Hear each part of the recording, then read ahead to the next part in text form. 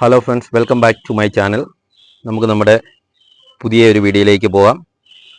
നമ്മുടെ ടെറസിന് മുകളിൽ നമ്മൾ കൃഷി ചെയ്തിരിക്കുന്ന ഫലവൃക്ഷ തൈകളും അതിൻ്റെ വിശേഷങ്ങളുമാണ് നമ്മൾ ഇന്ന് കാണിക്കുന്നത്. അപ്പോൾ നമുക്ക് ഓരോന്നോരോന്നായിട്ട് നമുക്ക് അതിൻ്റെ വിശേഷങ്ങൾ അറിയാം. അപ്പം വീഡിയോയിലേക്ക് പോകാം.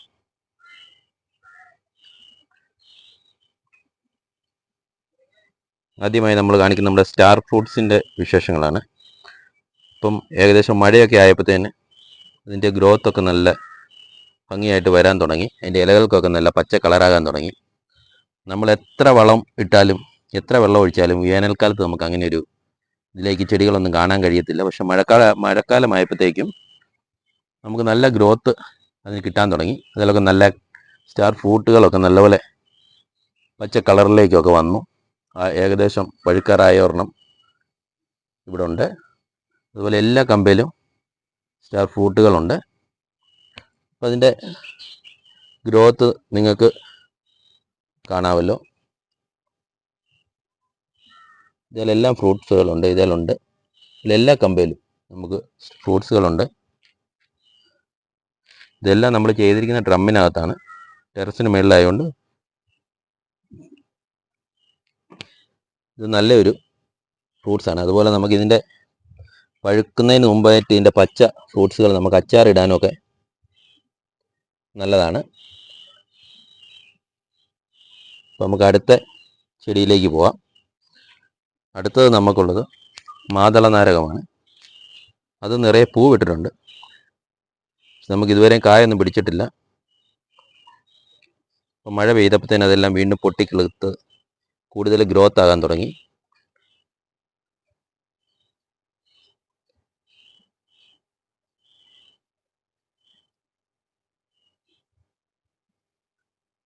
ഇതും വെച്ചിരിക്കുന്ന ഒരു പെയിൻറ്റ് ബക്കറ്റിനകത്താണ്.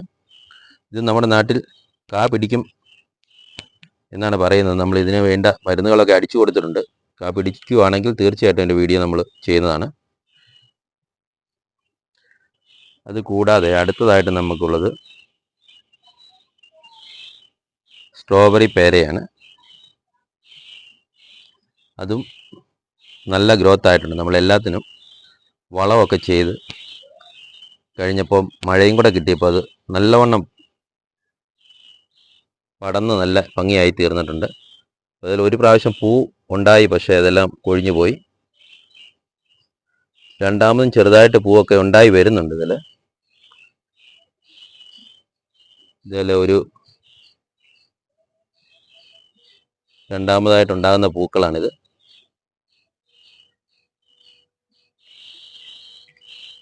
ഇതും നമുക്ക് വെച്ചിരിക്കുന്ന ഒരു പെയിൻറ്റ് ബക്കറ്റിനകത്താണ്. 20 ലിറ്ററിൻ്റെ ഒരു പെയിൻറ്റ് ബക്കറ്റാണ്. അതിൽ നിർത്തിയാൽ ഇതൊക്കെ ധാരാളം കാ പിടിക്കുന്നതാണ്. നല്ല ഗ്രോത്ത് ആയിട്ടുണ്ട്.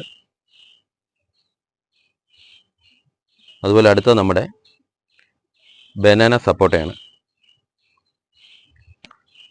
അതും ധാരാളം വളർച്ചയിലേക്ക് വന്നിട്ടുണ്ട്. നമ്മൾ വെച്ചതിലുമൊക്കെ വളരെ വലുതായിട്ട് ചെടികളൊക്കെ ആയിട്ടുണ്ട്. പക്ഷേ ഇതുവരെയും കാ പിടിച്ചില്ല.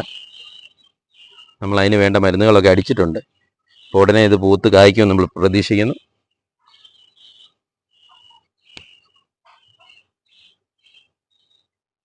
മൂന്നാമതായിട്ട് നമ്മുടെ പേരയാണ്, തായ്വാൻ പിങ്ക് പേര. അത് നമ്മൾ അതിൻ്റെ ഫലമൊക്കെ എടുത്തതിന് ശേഷം പ്രൂൺ ചെയ്ത് വിട്ടിരിക്കുകയാണ്.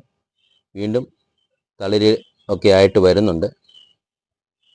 തളിരയിൽ പൂവും വന്നുകൊണ്ടിരിക്കുകയാണ്. ഇത് നല്ല ടേസ്റ്റുള്ള ഒരു പേരയ്ക്കയാണ്. കാര്യം നമ്മളതിൻ്റെ ഒരു വീഡിയോ പേരയ്ക്ക കട്ട് ചെയ്യുന്നതൊക്കെ ഇട്ടിട്ടുണ്ട്. അപ്പോൾ നമ്മുടെ ചാനലിൽ സന്ദർശിച്ചാൽ നിങ്ങൾക്ക് അത് കാണാൻ സാധിക്കും. അതുകൂടാതെ നമുക്കുള്ള ഒരു ചെടിയാണ് ബുഷ് ഓറഞ്ച്. ഇത് ധാരാളം കാ പിടിക്കുന്ന ഒരു ഓറഞ്ചാണ്. ഇപ്പം മഴയൊക്കെ ആയപ്പോൾ അതിൻ്റെ പൂക്കളൊക്കെ ഒന്നുകൂടെ ധാരാളം ഉണ്ടാകാൻ തുടങ്ങി. അത് ഒരു ചട്ടിക്കകത്താണ് വെച്ചിരിക്കുന്നത്, ചെടിച്ചട്ടിയാണ്. അപ്പോൾ അത് നിറയെ കായുണ്ട്. ഇത് ഒരെണ്ണം ഉണ്ടെങ്കിൽ നമുക്ക് വീട്ടിൽ ആവശ്യമുള്ള വെള്ളം പിഴിയാനും ഒക്കെ ഉപയോഗിക്കാം. നല്ല ടേസ്റ്റാണ്. പഴുത്ത് കഴിയുമ്പോൾ ഒരു ഓറഞ്ച് കളറാവും. അതായിരിക്കും ഇതിനെ ബുഷ് ഓറഞ്ച് എന്ന് പേര് പറയാൻ കാരണം. ഇത് നമുക്ക് ഏകദേശം ഒരു വിളവായി വരുന്ന 2-3 കായുണ്ട്. ഇതൊക്കെ ഏകദേശം ആ ഓറഞ്ച് കളറിലേക്ക് വരുന്ന ഒരു കായകളാണ്. നിറച്ച് പിടിച്ചിട്ടുണ്ട് കായ്കൾ. അതുപോലെ ഇപ്പം നിറച്ച് പൂവായിട്ടുണ്ട്.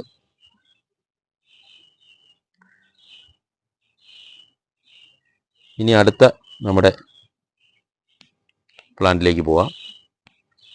അടുത്ത നമ്മുടെ മാവാണ്. അത് ഡ്രമ്മിലാണ് സെറ്റ് ചെയ്തിരിക്കുന്നത്. അപ്പം മാവും നമുക്ക് നിറയെ മാങ്ങ തന്ന് അതിൻ്റെ വീഡിയോയും നമ്മൾ ചെയ്തിട്ടുണ്ട്. ഇപ്പോൾ വീണ്ടും അത് പൂക്കാൻ തുടങ്ങിയിട്ടുണ്ട്. പക്ഷെ മഴയായതുകൊണ്ട് അത് കാ പിടിക്കണമെന്നില്ല. ഇത് നല്ല മധുരമുള്ള മാങ്ങയാണ്. നമുക്ക് ഈ പ്രാവശ്യം ഈ ചെറിയ മാവേന്ന് തന്നെ ഒരു 10 മാങ്ങയെങ്കിലും ആദ്യമായി കായ്ച്ച് ലഭിച്ചിട്ടുണ്ട്.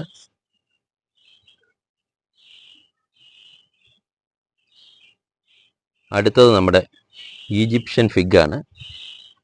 അതും നമുക്ക് ധാരാളം ഫലം തന്ന ഒരു ചെടിയാണ്. പക്ഷെ ഇപ്പോൾ മഴയായതുകൊണ്ട് മഴയത്ത് ഈ ഒരു ചെടി മാത്രം അധികം മഴയുടെ ആവശ്യമില്ല.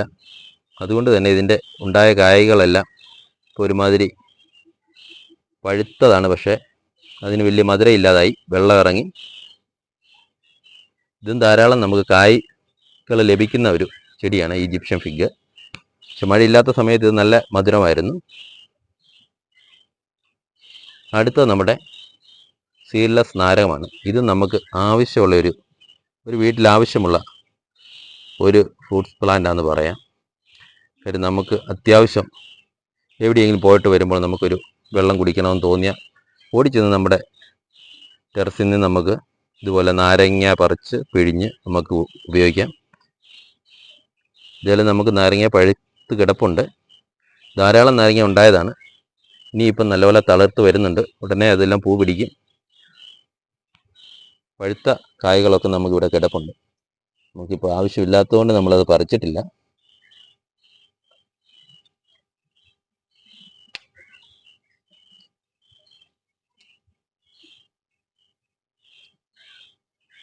നാരകത്തിൻ്റെ മറ്റൊരു പ്രശ്നമെന്ന് പറഞ്ഞാൽ ഇതിൽ പെട്ടെന്ന് പുഴു കയറും.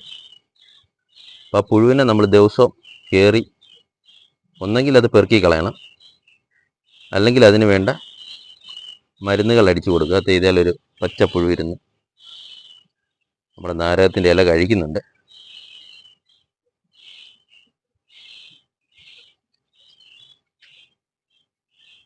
ഇത് കണ്ടോ, ഇതാണ് ഒരു വലിയ പുഴുവായതാണ്. ചെറിയ പുഴുവായിട്ട് വന്ന് കയറി ഇതായിരുന്ന് കഴിച്ച് വലുപ്പം വെക്കുന്നതാണ്.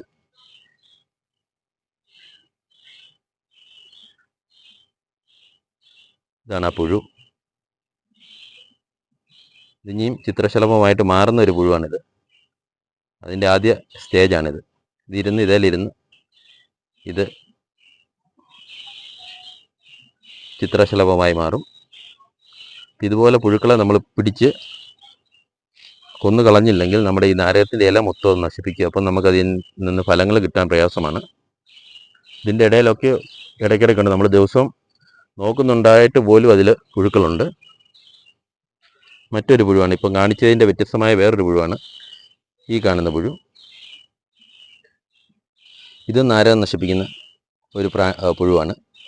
ഇത് ചെറിയ പൊട്ട് പോലെ ഇതിൽ വന്നിട്ട് ഇതിലിരുന്ന് തന്നെ ഇതിങ്ങനെ വലിപ്പം വെച്ച് ഇതിലും വലുപ്പമായി ഇത് മാറും. ഇതും നമ്മൾ ഇതുപോലെ പറിച്ച് നശിപ്പിച്ച് കളയുക. അപ്പോൾ എല്ലായിടത്തും ഇതുപോലെ ഒരു നാരകമുണ്ടായാൽ വളരെ നല്ലതായിരിക്കും. അടുത്തത് നമ്മുടെ ഓറഞ്ച് ചെടിയാണ്.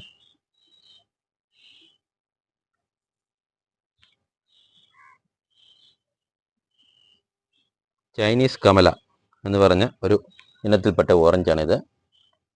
Chinese Kamala orange. ഇത് നമ്മൾ ഡ്രമ്മിലാണ് വെച്ചിരിക്കുന്നത്. ഇതൊക്കെ ഇപ്പം വളമിട്ട് കഴിഞ്ഞപ്പോൾ നല്ല ഗ്രോത്തിലേക്ക് വരുന്നുണ്ട്. ഇതൊന്നും കായ്ക്കാറായിട്ടില്ല. ഏകദേശം 5-6 മാസത്തിനകം ഇതെല്ലാം കായ് പിടിക്കുന്ന ഒരു അവസ്ഥയിലേക്ക് ആയിട്ടുണ്ട്.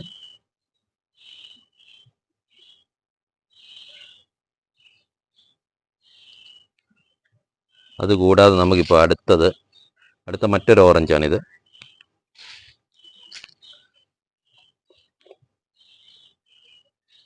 ഇത് നാഗ്പൂർ കമല ഓറഞ്ച്. നാഗ്പൂർ കമല ഇത് നല്ലവണ്ണം ഗ്രോത്ത് ആയിട്ടുണ്ട്. ഇത് ഈ പറഞ്ഞ 5-6 മാസത്തിനകം പൂക്കാനുള്ള സാധ്യതയുണ്ട്.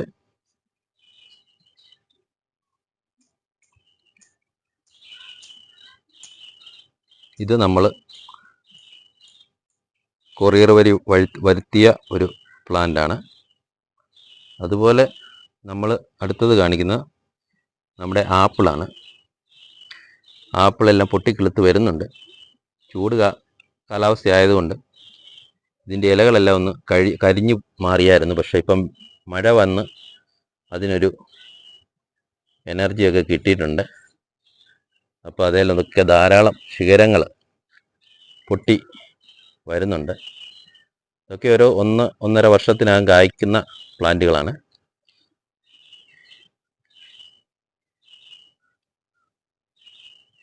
ഇത് അന്ന എന്ന് പറയുന്ന ഒരു വെറൈറ്റി ആണ് ആപ്പിൾ.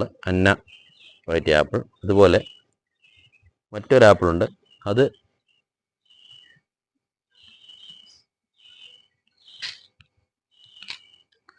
ട്രോപ്പിക്കൽ സ്വീറ്റ് എന്ന് പറയുന്ന ഒരു വെറൈറ്റിയാണ് ഈ നിൽക്കുന്നത്. ചെറിയ തൈയാണ്. ഇതും ഗ്രോത്തായി വരുന്നതേ ഉള്ളൂ. ഇതും എല്ലാം സെറ്റ് ചെയ്തിരിക്കുന്നത് നമുക്ക് ഡ്രമ്മിനകത്താണ്. അടുത്തത് നമ്മൾ കാണിക്കുന്നത് നമ്മുടെ റെഡ് ഡയമണ്ട്, റെഡ് പേരയാണ്. ഇത് കുരു അധികം ഇല്ലാത്ത നല്ല ഭംഗിയുള്ള നല്ല രുചിയുള്ള വേറൊരു പേര ഇനമാണ്.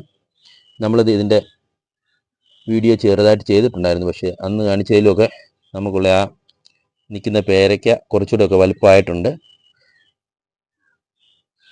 ഇത് നല്ല ടേസ്റ്റുള്ള അധികം കുരുവില്ലാത്ത നല്ല പേരയാണ്. ഇത് നമ്മുടെ ടെറസിന് മുകളിൽ നിൽക്കുന്ന ഒരു ചെടിയാണ്. അതുപോലെ